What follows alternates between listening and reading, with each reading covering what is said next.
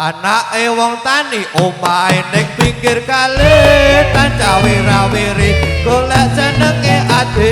Anake wong tani omahe ning pinggir kali. Anake wong Jawa nonton kesenian kita aja lirak-lirik muda kakean dosa. Anake wong Jawa kudu lestari budaya.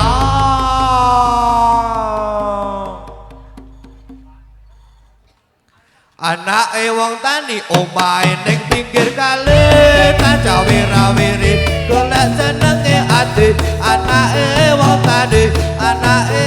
tani omahe ning pinggir kali. Anake wong Jawa nonton kesenian kita aja lirak-lirik muda kakean dosa.